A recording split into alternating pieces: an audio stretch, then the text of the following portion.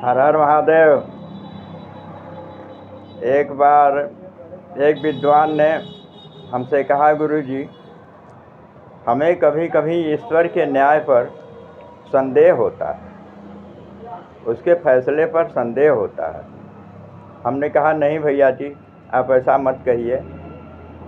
वो फैसला तो सही करता है, उसके फैसला करने का गणित कोई दूसरा है जो हम लोगों के समझ में नहीं आता। और यहाँ संसार में लोग फैसला दूसरे गणित के तरीके से करते हैं। जैसा आप इस तरह समझिए, मैं एक छोटी सी कहानी आपको सुना रहा हूँ। एक बार दो दोस्त आपस में मिलकर मशवरा किए कि चलिए, ये जो सुदूर पहाड़ी पर योगेश्वर कृष्ण का राधा का मंदिर है, हम लोगों ने वहाँ अक्सर शाम को आरती में तो सम्मिलित होकर वहाँ का दृश्य देखा है, लेकिन सुबह की आरती में हम लोग कभी सम्मिलित नहीं हुए हैं। तो आज रात को वहीं रुकने का प्लान बनाएं, कुछ खाने के लिए ले लें, रात को वहाँ रुकेंगे, सुबह की आरती देख करके फिर मंदिर से वापस आएंगे। ऐसा सोचकर दोनों दोस्त पहाड़ी के उस मंदिर पर चले गए। शाम को आरती हुई। आरती के बाद सारे भक्त अपने अपने घर चले गए, लेकिन इन दोनों लोगों का मंतव्य तो वहाँ रुकने का था। पुजारी ने पूछा, क्या आप लोग रुकेंगे? तो हमारे पास तो भोजन की व्यवस्था नहीं है, सिर्फ हमारे लिए ही, पुजारी का ही एक भोजन है जो गांव से कोई सब भद्र व्यक्ति बना करके हमको दे देता है। इन दो दोस्तों ने कहा, नहीं पुजारी जी, आप आश्वस्त रहें, हम लोग अपने लिए खाने के लिए कुछ रोटी लेकर के आए हैं, हम लोग बरामदे में रात बिता लेंगे, आप अपने कक्ष में जाइए, आराम करिए।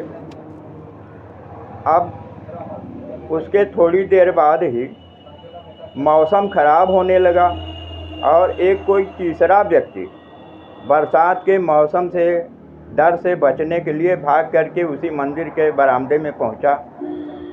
यहाँ पहले से दो लोग दोस्त मौजूद थे।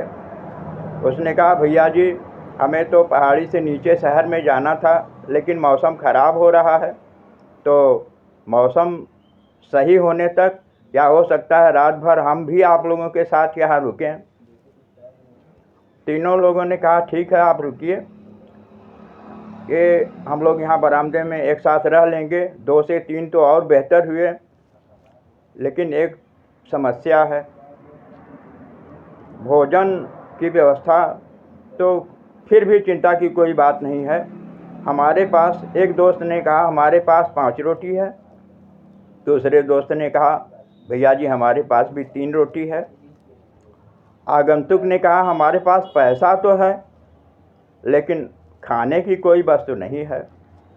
तीनों लोगों ने कहा, क्या होगा? दोनों दोस्तों ने कहा, कोई बात नहीं, 5 रोटी इनकी, 3 रोटी हमारी, 8 रोटियां तो हैं, हम लोग तीनों आपस में मिल बांट कर खा लेंगे। समस्या हुई। तीसरे व्यक्ति ने कहा, यदि 9 रोटी होती तो 3-3 का हिस्सा अच्छी तरीके से लग जाता। फिर यह हुआ, यदि एक रोटी में 3 टुकड़ा करें तो 8 रोटियां हैं, 3-3 टुकड़े के हिसाब से 24 टुकड़े हो जाएंगे, और हम लोग 3 लोग हैं, 8-8 टुकड़ा मिला करके भोजन कर लेंगे, तृप्ति हो जाएगी। ठीक इसी सर्वमान्य हल से 8 रोटी का 24 टुकड़ा हुआ और 8-8 टुकड़ा तीनों लोगों ने खाया, तृप्त हुए, रात बीती। सुबह के समय वो जो तीसरा आगंतुक था, उसने कहा, भाई, आप लोग तो आरती में सम्मिलित होंगे, लेकिन मैं तो अब शहर जा रहा हूँ, हमारे पास भोजन नहीं था, आप लोगों ने रोटी खिलाकर हमारे ऊपर उपकार किया है, तो 8 रोटी यानी प्रति रोटी के हिसाब से 100 रुपया के अनुसार मैं आपको 800 रुपया दे रहा हूँ, आप लोग आपस में बांट लीजिएगा। 800 रुपया उस व्यक्ति ने देकर ये दोनों दोस्तों को चला गया।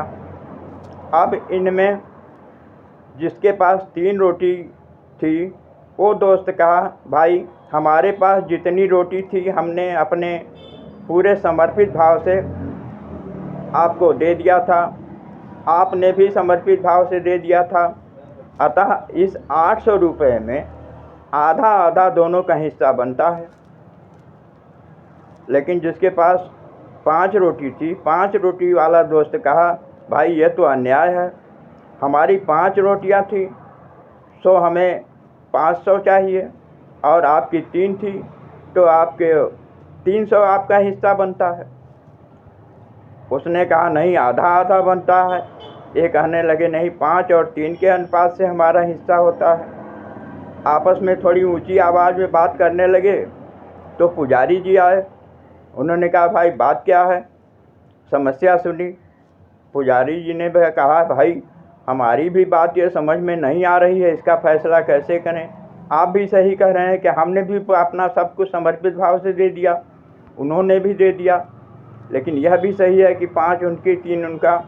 तो आप आज हमारी तरफ से आप लोग यहाँ रुकिए, और यह समस्या हमसे भी नहीं सुलझ रही है, तो मैं योगेश्वर कृष्ण के चरणों में इस समस्या का समाधान चाहूँगा। उसके लिए यह पैसा उनके चरणों में रख दूँगा और उनसे कहूँगा कि आप ही फैसला करके इन दोनों दोस्तों में तकसीम करिए। इसी बात पर वो लोग भी रुक गए। आश्चर्य हुआ। रात को योगेश्वर कृष्ण पुजारी जी के स्वप्न में आए। उन्होंने कहा, पुजारी जी, आसान सी बात है, 3 रोटी जिसकी थी, 3 टुकड़े के हिसाब से उसका 9 टुकड़ा हुआ, और उस व्यक्ति ने 8 टुकड़ा तो अपने हिस्से के मुताबिक स्वयं भक्षण किया, 1 टुकड़ा रोटी का उसका धर्म खाते में गया, और जिसकी 5 रोटियां थी उसका 3 टुकड़े के हिसाब से 15 टुकड़ा हुआ, और उसने 8 टुकड़ा स्वयं भक्षण किया, उसकी 7 रोटी का टुकड़ा धर्म खाते में गया। तो आसान सी बात है, जिसकी 5 रोटी थी वो 8 टुकड़ा खाया, 7 टुकड़ा उसका धर्म खाते में गया, 700 रुपया उसका बनता है। और जिनकी 3 रोटी थी उसका 9 टुकड़ा हुआ, उसमें से उन्होंने 8 टुकड़ा स्वयं खा लिया था, 1 टुकड़ा उनका धर्म खाते में गया, यानी 100 रुपया उनका हुआ। पुजारी जी ने कहा, जी आपकी बात अब हमारे समझ में आ गई है, और मैं इसी के अनुसार निर्णय करके उन लोगों को उनके हिस्से का रुपया समर्पित कर दूंगा। हरे कृष्ण, राधे राधे, हर हर महादेव।